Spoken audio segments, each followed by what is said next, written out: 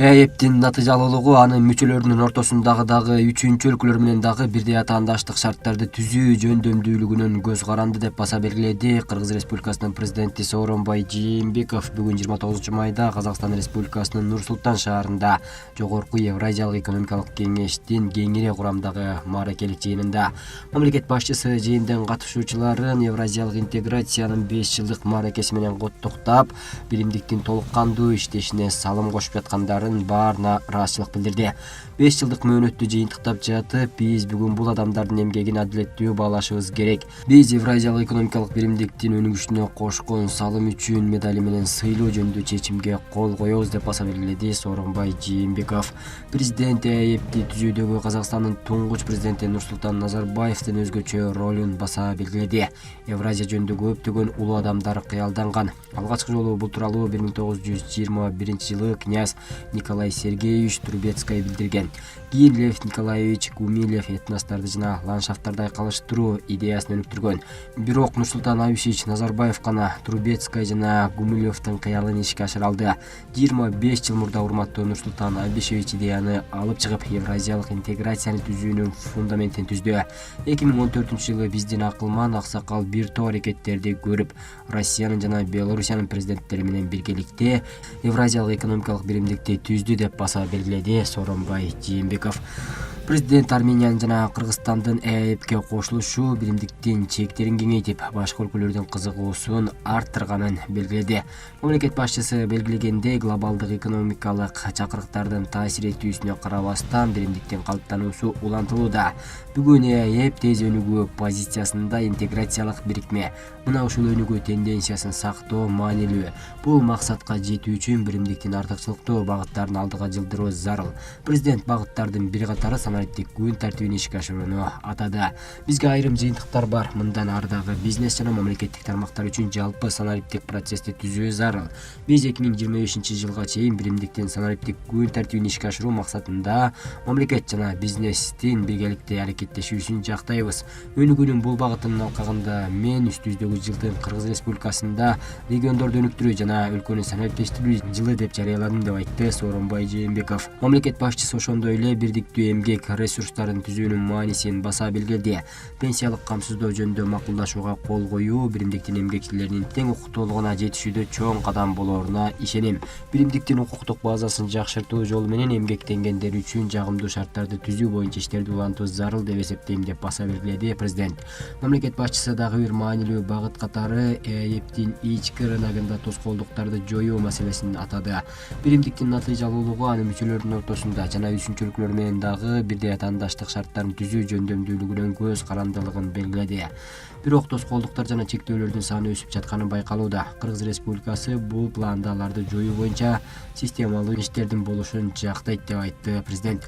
Мындан сырткары Сооронбай Жээнбеков акыркы мезгилде бажылык төлөмдөрдү жаап жашыруу боюнча Кыргызстандын дарегине сын пикирлер көбөйүп жаткандыгын баса белгилеп, биримдиктин тышкы чек арасында бажы көзөмөлүнүн ачык, айкын жана калыс өткөрүлүшүнө кызыктар экенин билдирди. ЭЭПке мүчө өлкөлөрүнүн жана Евразиялык экономикалык комиссиянын өкүлдөрүнөн турган кызыктар тараптардын катышуусу менен 3 жолку бажы көзөмөлүн өткөрүүнү сунуштайм. Биргелешкен көзөмөлдүн чыгарган жыйынтыктары жана чечимдери жалпы коомго ачык болушу керек. Мындай процедура бир өлкөнүн экинчи өлкөгө болгон дооматын жокко чыгармак деп айтты мамлекет башчы. Сооронбай Жээнбеков ЭЭПтин институционалдык системасын жакшыртуу жана натыйжалуулугун жогорулатуу зарылдыгын бир нече жолу белгилегенин эске салды. Буга байланыштуу президент Евразиялык экономикалык комиссиянын биримдиктин иштиктүү органы катары укуктарын күчөтүү керектигин белгиледи. Мен ошондой эле ЭЭПке мүчө мамлекеттердин экономикаларынын ортосундагы чоң айырмачылыкка байланышкан актуалдуу маселеге көңүл бургум келип жатат. Биримдиктин өлкөлөрдүн ортосундагы айырмачылыктардын сакталыш тенденциясы жалпысынан Евразиялык интеграциянын өнүгүүсүнө терс таасирин тийгизиши мүмкүн. Биз экономикаларды бекемдөө жана алардын шайкеш өнүгүүсү жана жакындоосун камсыз маселеси боюнча бир чечимге келишибиз керек. Комиссияга экономикаларды кичи өлкөлөрдү колдоо жана өнүктүрүү боюнча ар кандай механизмдерин анализдөө жүргүзүүгө тапшырма берүүнү сунуштайм деп баса белгиледи мамлекет башчысы. Жогорку кеңеш премьер-министр Мухаммедкалый Абылгазиев тарабынан дайындоо үчүн сунуш кылынган экономика министри кызмат ордуна Мукамбетов Санжар Турдуккожоевичтин, Айыл чарба тамак аш өнөр жайы жана мелиорация министри кызмат ордуна Чодуев Эркинбек Ураимовичтин, өкмөттүн аппарат жетекчиси Кыргыз Республикасынын министри кызмат ордуна Кылжиев Самат Аскербековичтин, маалыматтык технологиялар жана байланыш мамлекеттик комитетинин төрагасынын кызмат ордуна Догоев Дастан Давлетовичтин талапкерлигин жактырды. Бул тууралуу Кыргыз Республикасынын жогорку кеңешинин токтому кабыл алынды. Талапкерлерди депутаттарга премьер-министр Мухаммедкалый Абылгазиев тааныштырды. Ал кызмат ордуна сунуштаган талапкерлер өз каалоолору менен отставкага кеткен өкмөт мүчөлөрүнүн ордуна дайындала турганын, алар буга чейин өздөрүн кесипкөй жана тажрыйбалуу жетекчи катары көрсөтө алышканын билдирди. Алардын билими да, тажрыйбасы да жетиштүү, мамлекеттик кызматтын талаптарын жакшы билишет. Ошондон улам жаңы кызмат ордундагы милдеттерин татыктуу аркалап кете алат деген ойдомун, деди ал. Талапкерлер депутаттарга өздөрүнүн жаңы кызмат ордундарын аткарчу иш программалары менен таныштырышып, чоң жоопкерчиликти сезип жатышканын, парламенттин жардамы менен жана өздөрү жетектей турган тармактагы мыкты адистерди тартуу менен өлкө экономикасын турукташтыруу, андан ары өнүктүрүү жаатында ишти алга жылдырууга аракет жасаарын билдиришти. Депутаттар мурдагы өкмөт мүчөлөрүнүн кызматтан кандай себептерден жана кимдер тарабынан бошотулганына кызыгышты.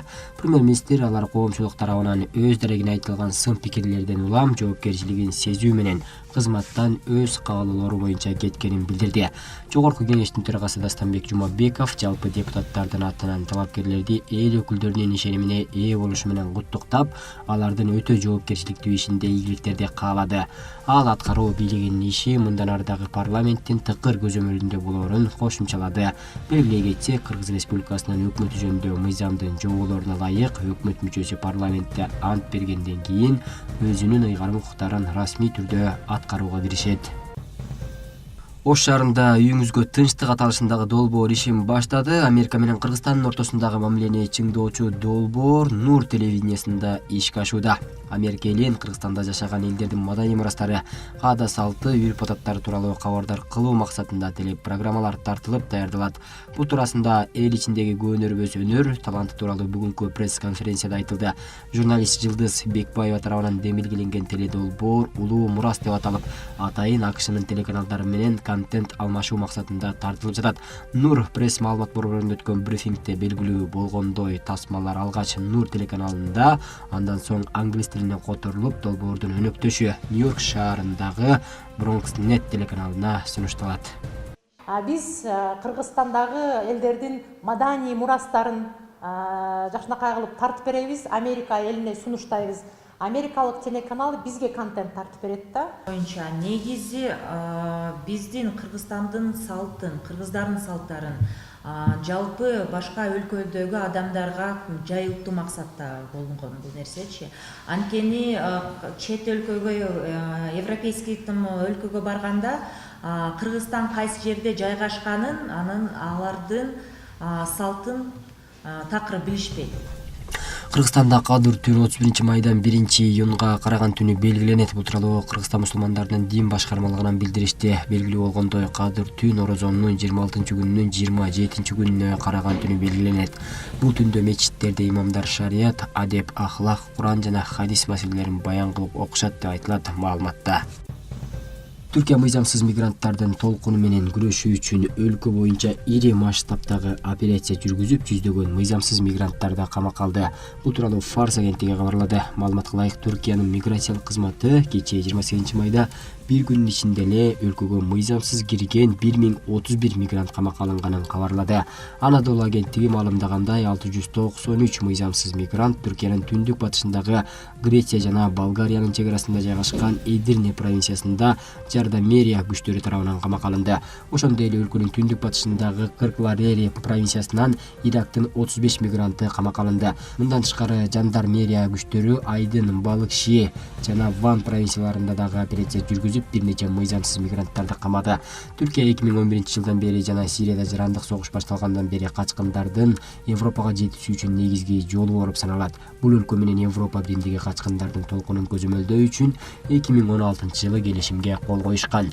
Кечээ 28 майда Түркиянын ички иштер министри дагы өлкөгө мыйзамсыз түрдө кирген Ооганстандык качкындар камакка алынганын маалымдады. Буга чейин Түркиянын президенти Режеп Тайип Эрдоган Анкара мындан ары жалгыз мигранттардын жаңы толкуну менен күрөшө албайт деп билдирген. билдирген. Ал бийик дубалдарды куруу аркылуу качкындар кризис менен күрөшүү мүмкүн эмес экендигин айтып, миграция бул коопсуздукка таасирин тийгизген гуманитардык жана саясий маселе экенин билдирген.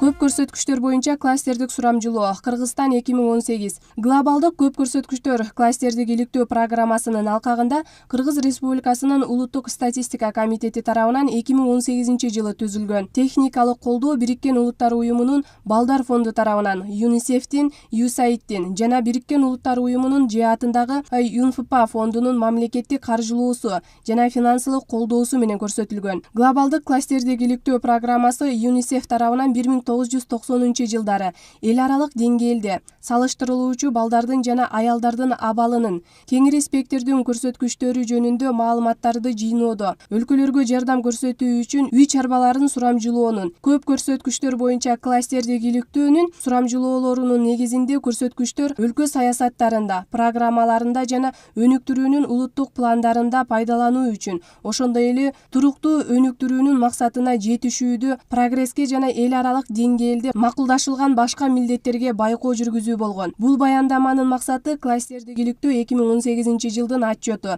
өз убагында жайылтууну жана пайдаланууну жеңилдетүү болуп эсептелет. Бул отчетто сурамжылоонун усулдугу жөнүндө толук маалымат, ошондой эле кластердик иликтөөнүн баардык стандарттуу таблицалары камтылган. Баяндамага сурамжылоонун негизги кортундуларынын бири катары түшүндүрүлгөн статистикалык сүрөттөр да тиркелген. Бул изилдөө Кыргызстанда биринчи жолу өтүп жаткан жок. Буга чейин дагы 2005 жылы жана ошондой эле 2014 жылдары дагы бул изилдөө өтүп келген. Ошондуктан бүгүн кээ бир жыйынтыктарды биз ушул 3 изилдөө боюнча дагы динамикада дагы айтып бердик. Бул изилдөө Бириккен Улуттар уюмунун Балдар фондунун техникалык колдоосу менен биздин ушул улуттук статистикалык комитети тарабынан өткөрүлдү.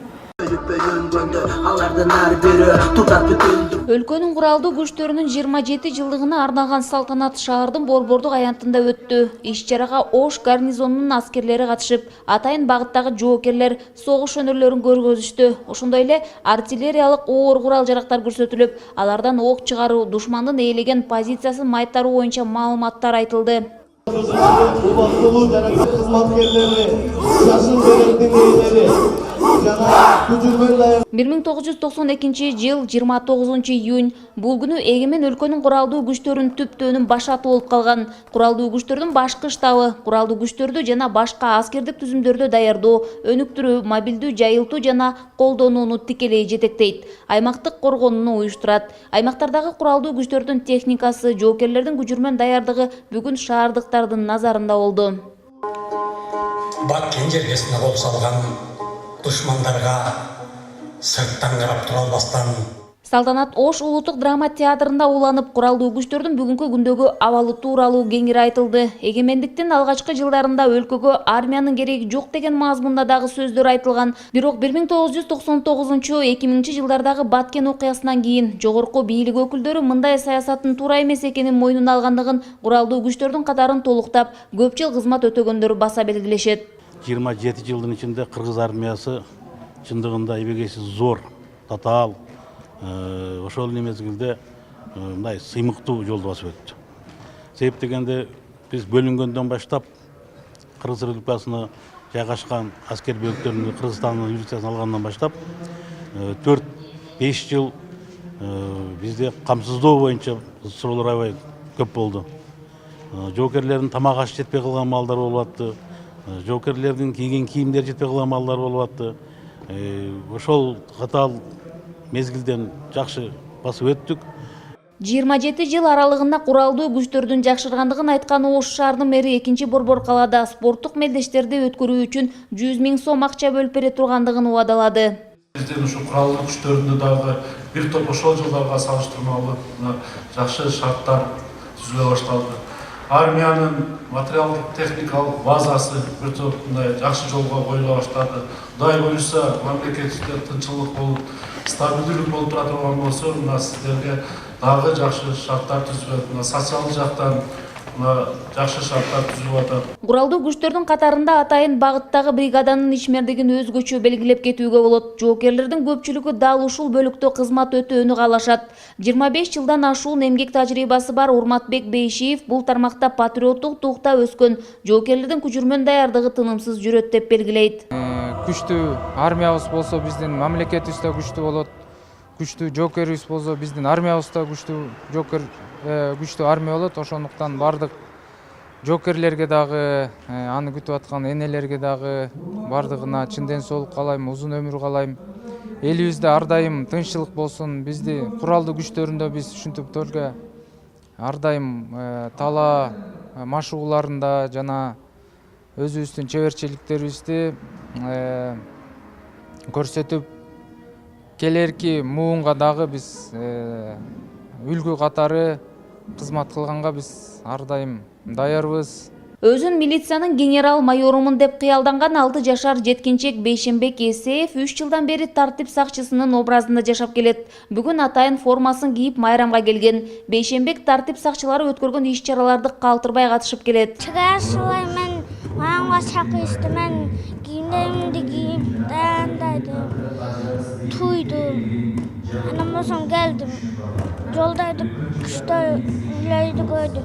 Тартип сакчыларынын кийимин кийип, ал тургай баскан турганын окшоштурган жеткинчекти көрүп, куралдуу күчтөрдүн катарында мыкты мекен сакчысы болуусуна үмүт артууга болот. Гүлжан Ажыматова, Бектур Калыбек уулу, Ош шаары.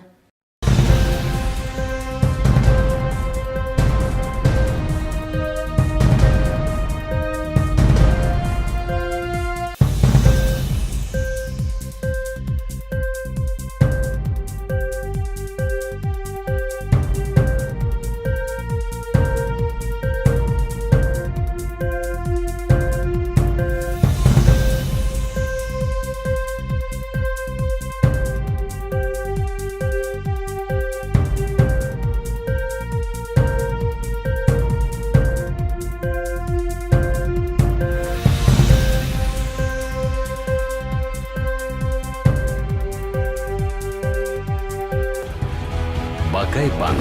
Твое будущее в твоих руках. 20 лет вместе.